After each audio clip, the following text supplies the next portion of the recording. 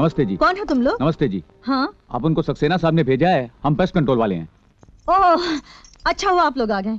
इन cockroach ने तो नाक में दम कर रखा है। वो रूम से शुरू कीजिए। चलिए, जरा ठीक से दवा मारना।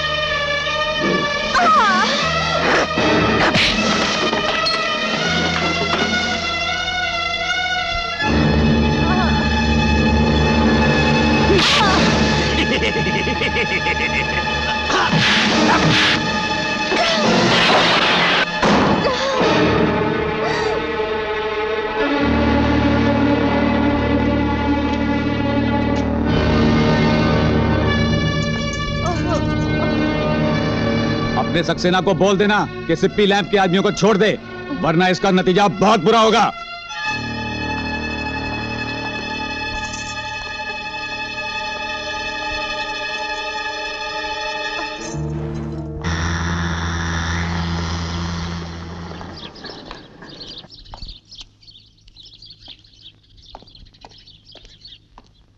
भाभी, भाभी, अरे ओ भाभी। राजू,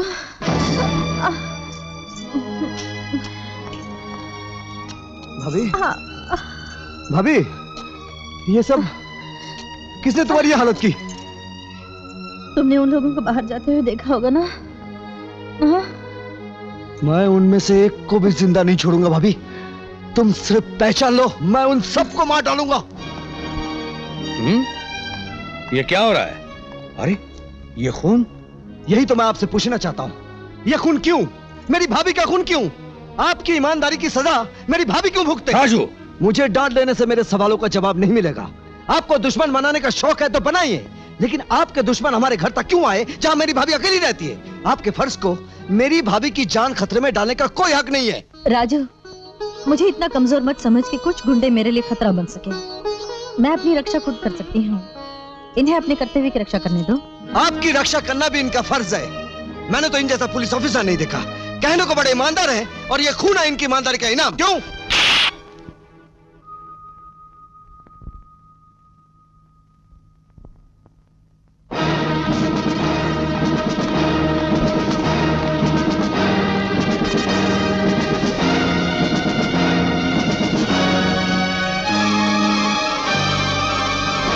इन तीनों को लेकर आओ।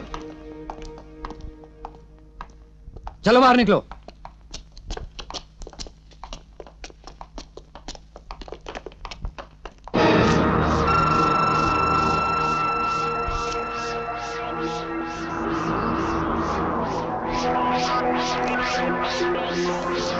किसके इशारों पर तुम लोग काम करते हो? कौन थे वो लोग जिन्होंने मेरे घर पे हमला किया? बोल।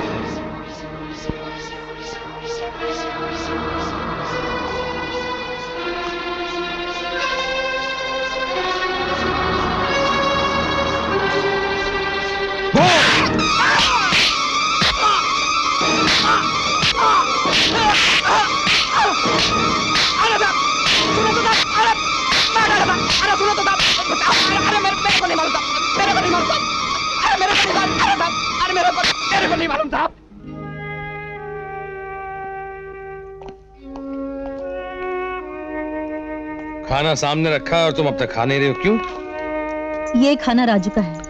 राजू? राजू ने अब तक खाना नहीं खाया? वो खा लेते तो मैं यहाँ क्यों बैठी रहती? कह रहा था थप्पड़ से ही पेट भर गया। हो, यानी कि उसकी बेहूदगी पे मैं उसे मार भी नहीं सकता। मैं उसका बड़ा भाई हूं। ये भी कह रहा था आज पहली बार पिताजी बहुत याद आ रहे हैं।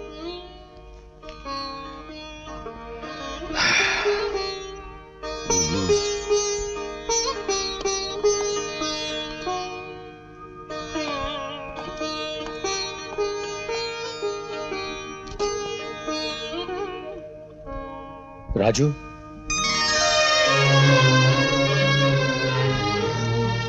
भैया आप गुस्से में की हुई बातों का इतना बुरा मान गया तू? अरे कभी बड़े भाई से भी गलती हो सकती है। एक वक्त की रोटी नहीं खाकर तू मुझे सारी उम्र की भूख दे रहा है। भैया ले तोड़ दे इस हाथ को जो तुझ पे उठा। तोड़ दे इसे जिसने बाबूजी के दिए हुए वचन को तोड़ दिया। राजू मुझे माफ कर दे। कहे तो मैं तेरे। भैया ये क्या भैया, झुककर सारी दुनिया के सामने मेरा सर झुकाना चाहते हैं? बड़ों की मार तो नसीब वालों को मिलती है। मैंने जो आपका अपमान किया था उसी की सजा अपने आप को दे रहा हूं। चला खाना खा ले। और ये देख अचार और पिनिया है, अकेले ही खाना। ऐसा ना हो कि दोस्त लोगों को एक ही दिन में चटा दे। हाँ नहीं चढ़ाऊंगा भाभी। अपने खाने पीने का ख्याल रखना। रखूंगा भाभी। और सुनो, पढ़ाई की धुन में ज्यादा देर तक मत जागना। 10 साढ़े 10 बजे तक सो जाया करना। हाँ सो जाऊंगा भाभी। अरे भाई वो मुट्ठी वाली चीज भी इसे दे दो ना। मैं अपनी नजर उधर कर देता हूँ दूसरी तरफ। ये ले। अच्छा भाभी, अच्छा भैया।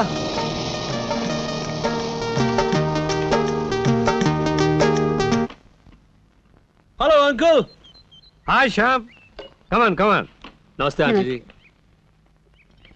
Like to have a gimlet? Oh no, thank you. No, thank you. अरे come on, it's a holiday. Have it. और सोडा क्यों? अंकल रेनू कहाँ है? मेरे ख्याल से शॉपिंग पे गई है। क्यों भाई, कोई जरूरी है कि जब भी तुम हमारे घर में आओ रेनू से ही मिलने आओ? अरे हम मियां बीवी भी तो तुम्हारी डैडी की कंस्टिट्यूएंसी में वोटर्स हैं। अंकल आपने पॉलिटिक्स की बात निकाली है तो ये बताइए सोशलिज्म के बारे में आपकी क्या राय है? सोशलिज्म मेरे ख्याल से तकरीर के लिए, भाषण के लिए अच्छा है। तो अंकल ये बात रेनू को भी समझा दीजिए ना। चुनाव के टाइम पे तो डैडी भी झोपड़पट्टी का चक्कर लगाया करते हैं, मगर सोशल लाइफ में अपने ही सोशल स्टेटस के लोगों से मिलना जुलना चाहिए ना। मगर वो महात्मा गांधी बने, हरिजन बस्ती का डेरा जमाए हुए है। हरिजन बस्ती? नॉट एक्चुअली आंटी, ये तो सिर्फ बात कहने का तरीका था।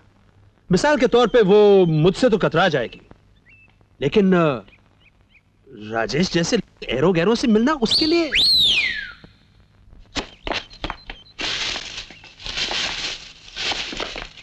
देखो श्याम, तुम मेरी फिक्र में दुबले होना छोड़ दो। रही बात कि मैं एरे गहरे लोगों के साथ मिलती हूं तो मगर बेटे। जस्ट अ सेकंड पापा, मेरी बात अभी खत्म नहीं हुई। मिस्टर श्याम, मैं एरे गहरे लोगों के साथ नहीं मिलती, मैं सिर्फ शरीफ लोगों के साथ मिलती हूँ। अगर आपको मेरी बात का बुरा लगा तो आई एम सॉरी, लेकिन मिलना बराबरी वालों के साथ ही चाहिए। मिनिस्टर बनने से पहले तुम्हारे डैडी LIC में लोअर डिवीजन के क्लर्क थे। तब तो सोशली स्पीकिंग तुम भी इस लायक नहीं कि तुमसे मिला जाए। And for your kind information, Rajesh का भाई असिस्टेंट कमिश्नर ऑफ पुलिस है और उसके डैडी IG थे। वो एक बड़े आदमियों के खानदान से है। Mister Shyam, bye.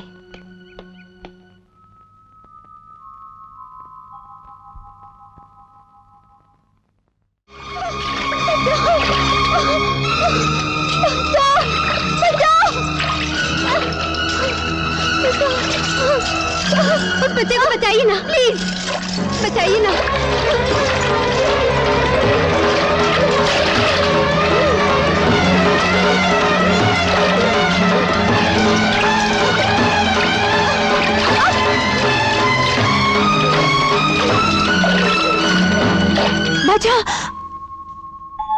क्या हुआ? फिर वही सपना कि तुम सड़क पे नाच गा रही थी, राजू अपना पानी में डूब रहा था, तुम्हें तैरना नहीं आता था, फिर भी कूद गई तुम उसे बचाने। पिताजी ने तुम्हें रुपए देने चाहे, तुमने रुपए लेने से इनकार कर दिया। फिर क्या था? पिताजी तुम्हें दुल्हन बनाकर घर ले आए। यही सपना था ना? सच। अगर आप और पिताजी मुझे इस घर की शोभा नहीं बनाते तो मैं सिर्फ नाम की ही शोभा बनकर रह जाती और न जाने कहां कहां भटकती रहती। आज पिताजी जिंदा होते तो मैं दिन रात उनकी सेवा करती। अरे पगली, वो एक सच्चे पुलिस ऑफिसर थे। देश की सेवा में उन्होंने अपनी जान गंवा दी। मैं उन्हीं के और गुरुजी के बताए हुए रास्ते पर चलने की कोशिश कर रहा हूं और चाहता हूं कि अपना राजू भी यही रास्ता अख्तियार करे। राजू की आप फिक्र मत कीजिए, अपना राजू आपके और पिताजी के नाम को 4 चांद लगा देगा।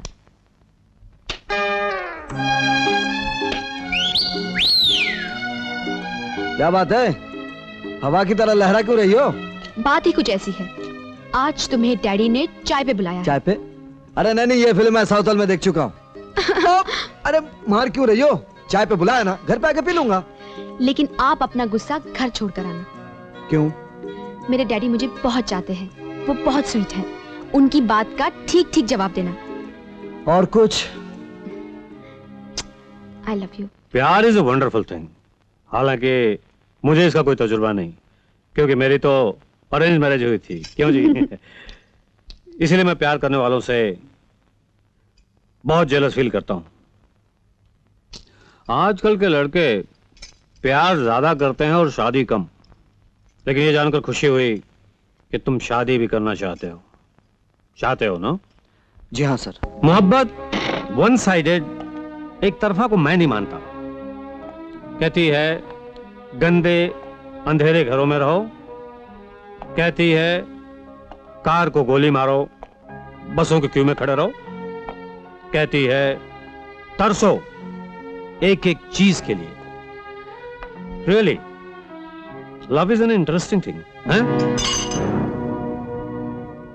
मोहब्बत तो समझे, लेकिन तुम्हारी मोहब्बत मेरी बेटी को क्या दे सकती?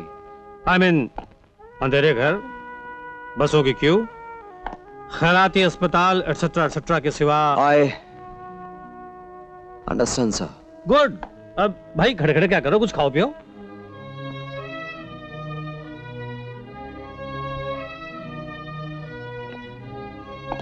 मैं आपका मतलब समझ गया हूं सर। पैसा बड़ी इंपॉर्टेंट चीज है, लेकिन आप मेरी मोहब्बत को खुद कर्ज नहीं पाएंगे। अगर पैसा आपके लिए प्यार से ज्यादा जरूरी है तो आई गेट इट। लेकिन एक बात समझ लीजिए, मैं अपनी पूरी तकदीर तो नहीं पढ़ पाया, लेकिन मेरी तकदीर में रेनू का नाम बहुत साफ साफ लिखा है। Thank you very much, and thank you very much for your hospitality.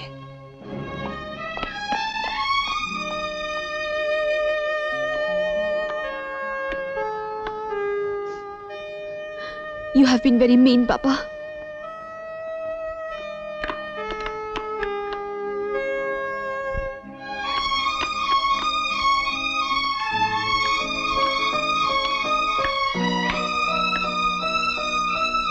जो चीज बेटी को देनी चाहिए थी वही नहीं दी।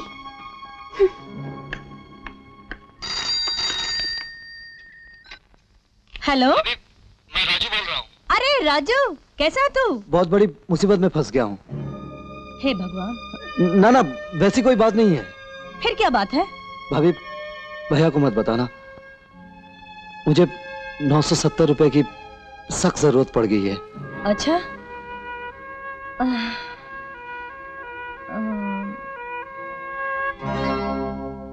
हाँ ठीक है, मैं भेज दूंगी। हाँ, तू अपना ख्याल रखना।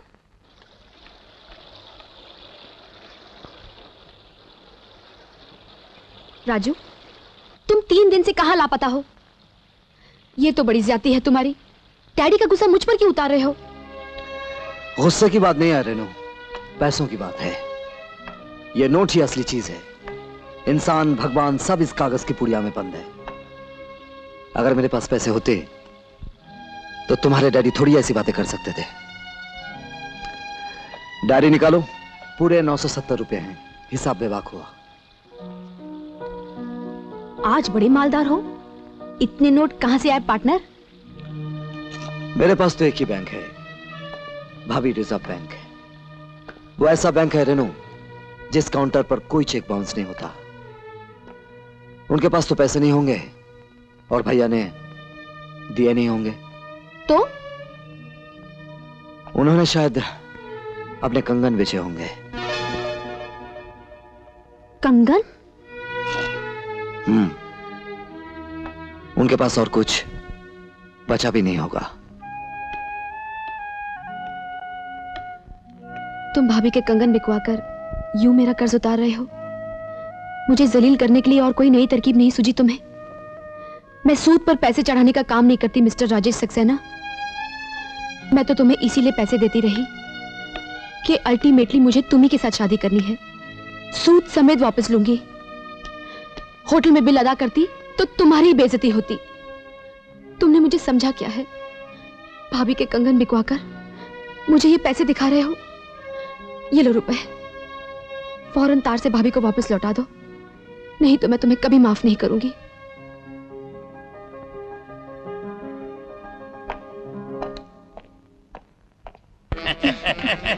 नमस्ते सिप्पी साहब। नमस्ते पटवर्धन बाबू। Patwardhan, how I hate my patients. कमबख्तों को यही नाम मिला था रखने के लिए, पटवर्धन। मैंने कहा था ना, रोते को हंसाना पटवर्धन बाबू के बाएं हाथ का खेल है। इसी बात पर मुझे एक डांटो सुठो शेर याद आ गया। पहले उसने पट कहा, फिर उसने वर कहा, फिर उसने धन कहा। इसी तरह जालिम ने पटवर्धन के टुकड़े कर दिए। सुनो, इनका नाम तो सुनो। मैं जूही धनराज पुरकर। आपसे मिलकर बहुत खुशी हुई जूही जी। जूही जी नहीं मिस्टर पटवर्धन, जूही डी। डी का मतलब है डोंकी। धनराज पुरकर। मेरे दोस्त भी मुझे प्यार से पैट कहते हैं। दोस्ती हो जाएगी तो हम भी आपको पैट कहेंगे। क्यों धीरू भाई? अरे भाई मत कहो प्रिय। अच्छा छोड़ो, मैं अभी बिंदु पर आ जाता हूँ। बिंदु? ये बिंदु कौन है? अरे बिंदु यानी के पॉइंट पर आ जाता हूँ। डाउन सब आ रहे सिंगापुर से। डाउन छू छू छू छू। अरे शुगर। चुप रे। हाँ। शुगर के लिए बड़ा माल खरीदने वाले हैं तो उनके मनोरंजन के लिए कुछ प्रबंध तो करना ही चाहिए। आप अपनी लीली जी को लेकर आइए, मैं अपनी जूही डी को लेकर आता हूँ। होटल में महफिल जमा देंगे। जमा देंगे।